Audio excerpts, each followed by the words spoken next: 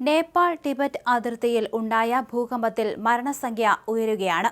55-ലേറെ പേർ മരിച്ചു എന്നാണ് ഒടുവിൽ ലഭ്യമാകുന്ന വിവരം.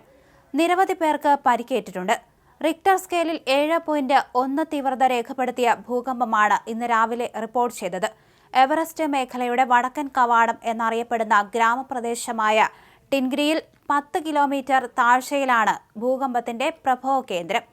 തുടർ ചലനങ്ങൾക്ക് സാധ്യതയുള്ളതിനാൽ ഭൂകമ്പ സാധ്യതയുള്ള മേഖലകളിൽ നിന്ന് ആളുകളെ ഇപ്പോൾ ഒഴിപ്പിച്ചുകൊണ്ടിരിക്കുകയാണ്. സിക്കിം, അസം, ബംഗാൾ, ബീഹാർ തുടങ്ങിയ സംസ്ഥാനങ്ങളിലും ഡൽഹിയിലും പ്രകമ്പനം അനുഭവപ്പെട്ടു എന്ന് പറയുന്നുണ്ട്. ബംഗ്ലാദേശ്, ഭൂട്ടാൻ, ചൈന എന്നിവിടങ്ങളിലും പ്രകമ്പനം അനുഭവപ്പെട്ടു. 2015-ലെ ഭൂചലനം കനത്ത നാശമാണ് നേപ്പാളിൽ എങ്ങുമുണ്ടാക്കിയത്.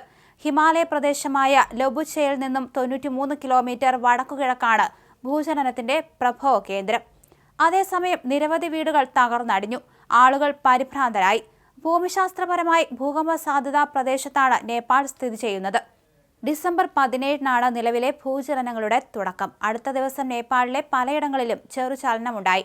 ഡിസംബർ 20-ന് 5.2 തീവ്രതയുള്ള ഭൂചലനം രേഖപ്പെടുത്തിയിരുന്നു. പിന്നീട് ജനുവരി 2-നും ശക്തമായ ഭൂചലനം തന്നെ ഉണ്ടായിരുന്നു. അടിക്കടിയുണ്ടാകുന്ന ഭൂചലനങ്ങൾ ആശങ്കയുളവാക്കുന്നതാണെന്നും ദിവസം 10 ചെറുചലനങ്ങളെങ്കിലും നേപ്പാളിൽ ഉണ്ടാകുന്നു എന്നാണ് അധികൃതർ പറഞ്ഞത്.